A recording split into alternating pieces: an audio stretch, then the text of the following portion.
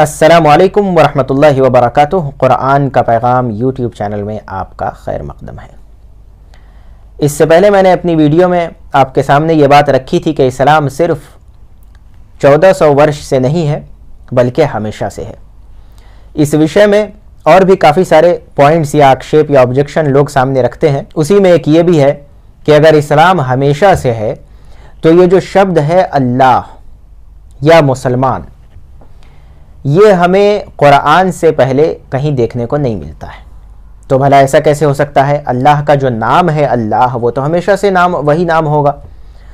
तो ये ऑब्जेक्शंस ख़ास तौर से आई थिंक क्रिश्चियंस के कुछ यूट्यूब चैनल है, उन लोगों ने क्वेश्चंस रेज किया है। मैं इस वीडियो में आपको उसका ही जवाब दूंगा। पहले शब्द अल्लाह पर बात करेंगे। ये जो शब्द है अल्लाह, ये अल्लाह रब्बुल आलमीन का नाम है। लेकिन इस शब्द की डिटेल पहले जान लीजिए कि यह शब्द अल्लाह दो वर्ड से मिलकर के बना है। पहला है अल और दूसरा है इलाह। ये बातें आपको विकिपीडिया पर भी देखने को मिल जाएगी। अल का मतलब होता है द, स्पेसिफाई किया गया है, और इलाह जो शब्द है इसका अर्थ होता है इबादत के लायक, मतलब पूजने योग्य। अर्थात इस दोनों शब्द अल और इलाह को जब जोड़ते हैं तो शब्द बनता है अल इलाह। और अरबिक ग्रामर के हिसाब से ये जो अल इलाह है, इसका बीच वाला जो लाम है, एक लेटर है अरबिक का, ये साइलेंट हो जाता है, तो फिर ये शब्द बनता है जिसे हम कहते हैं अल्लाह। तो इसका अर्थ क्या हुआ? दोनों शब्द को मिला करके इस शब्द अल्लाह का अर्थ होता है the one who is worthy to worship, वो जो इबादत के लायक है। अगर हिंदी में कहूं तो वो एक जो उपासना के योग्य है। ये शब्द अल्लाह का अर्थ है। लेकिन अब मैं इसके आगे की बात आपको बताता चलूं कि अल्लाह रब्बुल आलमीन के कई सारे नाम हैं। कुछ लोग ये समझते हैं कि 99 नेम्स है, लेकिन ऐसा नहीं है, उससे भी ज्यादा नाम है। बहुत सारे नाम ऐसे हैं जो अल्लाह ताला ने इंसानों को नहीं बताए हैं। लेकिन अल्लाह रब्बुल आलमीन का जितना नाम है वो सब अल्लाह ताला के एट्रीब्यूट्स के हिसाब से है। उसके अंदर जो विशेषताएं हैं उससे उसका संबंध है।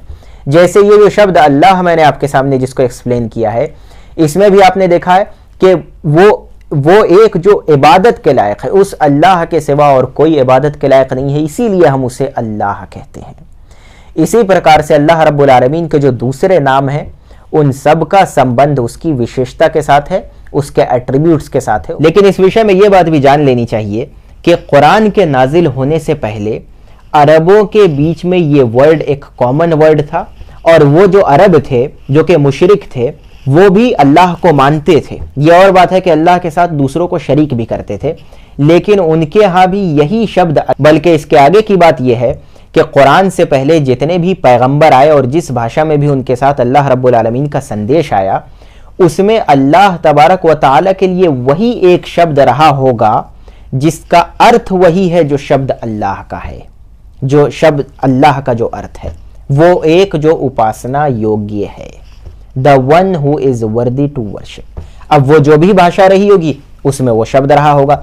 इसलिए कि ये बात बिल्कुल ही इलॉजिकल है कि उनका संदेश तो रहा हो किसी और भाषा में, लेकिन उनके संदेश के बीच में अल्लाह ताला का जो ये नाम है ये अरबिक फॉर्म में ही अल्लाह लिखा हुआ, तो ये मूर्खता की बात है। हाँ, उनके संदेश में ये जो पूरा जो अर्थ है कि वो सुप्रीम पावर, वो एक जो उपासना योग्य है, उसके लिए जो भी शब्द होगा वो वहां पे रहा होगा।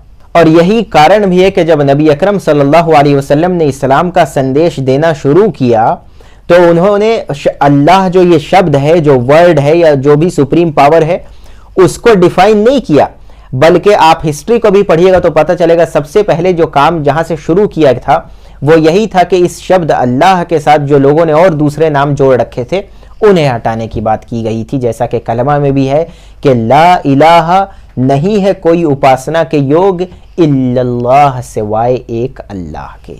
इसी प्रकार से शब्द मुसलमान का भी है। लोग ये भी ऑब्जेक्शन करते हैं कि भाई मुसलमान शब्द तो हमें कहीं देखने को ही नहीं मिलता है इस्लाम से पहले या कुरान से पहले।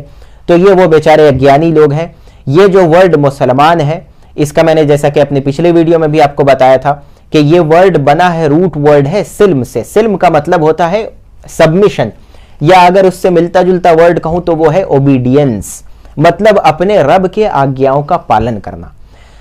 इससे पहले शब्द मुसलमान अरबिक फॉर्म में तो नहीं आया था, लेकिन कुरान से पहले जो भी पैगंबर थे, जिस भाषा में भी उनके साथ संदेश आया था, उनके यहाँ वही एक शब्द होगा जिसका अर्थ क्या होगा, जिसका अर्थ वही होगा जो आज कुरान के हिसाब से शब्द मुसलमान का अर्थ है। वो अर्थ ये है कि वो लोग जो अपने रब को जानते मानते हैं और उसकी आज्ञाओं का पालन करते हैं। इसके लिए अरबी में शब्द मुसलमान है। कुरान से पहले जितने संदेश आए होंगे, वो जिस भाषा में आए होंगे, उनमें वही शब्द होगा जिसका यही अर्थ होगा, जो कि अर्थ शब्द मुसलमान का है। तो ये कहना कि पहले मुसलमान शब्द बिल्कुल अरबिक फॉर्म में हो, ये मूर्खता की बात है।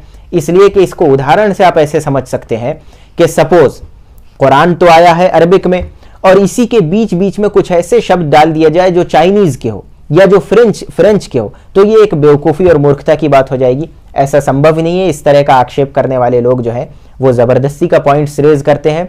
मूल बात मैंने आपके सामने रख दी कि दोनों शब्द इससे पहले भी इस्लाम की शिक्षा दीक्षा में हमेशा रहे हैं, अपने अर्थ के हिसाब से रहे हैं। लेकिन इसके आगे की भी मैं आपको एक बात बता दूं कि ये जो मुसलमान है, अल्लाह ताला ने कुरान में ये भी कहा है कि हमने हमेशा तुम्हारा नाम मुसलमान रखा है, हुवा सम्माकुमुल मुस्लिमीन। इसको इसी प्रकार से देखा जाएगा कि अल्लाह तबारक व तआला की नज़र में इंसानों का मूल रूप से दो ग्रुप है। एक वो ग्रुप है जो अपने उस सच्चे रब को, अल्लाह को जानता मानता और उसकी आज्ञाओं का पालन करता है, जैसे मैंने आपसे जिक्र किया। और उसके अलावा दूसरे सारे लोग सेकंड कैटेगरी में आते हैं। कुछ है जो उसको मानते ही नहीं है, कुछ है जो मानते हैं लेकिन आज्ञाओं का पालन नहीं करते हैं, कुछ है जो मानते भी नहीं है, मुखालफत भी करते हैं। वो सारे लोग नॉन मुस्लिम्स की कैटेगरी में आएंगे। उसमें फिर फर्दर सब डिविजन्स हैं, वो बाद में देखेंगे। लेकिन यह है कि मूल बात जो आपके सामने रखनी है वो ये कि अल्लाह रब्बुल आलमीन की नज़र में दो मेन ग्रुप है, एक मुस्लिम्स, एक नॉन मुस्लिम्स। लेकिन इसमें सबसे खूबसूरत बात जो जानने की है वो ये कि अल्लाह ताला ने हर इंसान को इस बात की पूरी अनुमति दी है, पूरी छूट दी है कि कोई व्यक्ति भी जब चाहे वो इस ग्रुप से इस ग्रुप में आ सकता है और इस ग्रुप से चाहे तो इस ग्रुप में आ सकता है। कोई बंदिश नहीं है, पूरी छूट है, पूरी आज़ादी है, जब चाहे आ सकता है, जब चाहे जा सकता है। दो कैटेगरी है अल्लाह की नज़र में, वो मैंने आपके सामने स्पष्ट कर दी। लेकिन इसी में जब आप इंसानों का डिवीजन देखिएगा तो इंसानों ने किस आधार पर बांटा है? किसी ने जात के आधार पर बांटा है, किसी ने कलर के आधार पर बांटा है, किसी ने वर्ण के आधार पर बांटा है। मतलब वो ऐसा डिवीजन है जिसमें कोई एक व्यक्ति चाहे एक ग्रुप से दूसरे ग्रुप में जाना तो उसके लिए संभव नहीं है। जो काले लोग हैं वो गोरे नहीं हो सकते हैं, जो लोग एक विशेष खानदान से हैं वो चाहे कि हम दूसरे खानदान वालों से मिल जाए तो नहीं मिल सकते हैं। तो ये एक बिल्कुल फेक डिवीजन है जो इंसानों ने बनाया। अल्लाह रब तबारक व तआला ने जो दो ग्रुपिंग की है मनुष्य मानव की, वो इस आधार पर की है कि कौन है जो अपने रब के साथ वफादारी करता है और कौन है जो अपने रब के साथ, सच्चे रब के साथ बेवफाई करता है। अब लोग चाहे तो खुद ही फैसला कर सकते हैं। कुछ लोग ऐसे होते हैं जो ये कहते हैं कि इस्लाम कुरान से पहले जितना संदेश आया था उसमें बीच बीच में अरबी का ये शब्द क्यों नहीं था, इस अल्लाह और मुसलमान। कुछ लोग ऐसे होते हैं जो इस बात को निष्पक्ष रूप से इस पर गौर करते हैं, इस बात को समझते हैं और सही संदेश को स्वीकार करते हैं। इस वीडियो में इतना ही। यह वीडियो देखने के लिए बहुत बहुत धन्यवाद।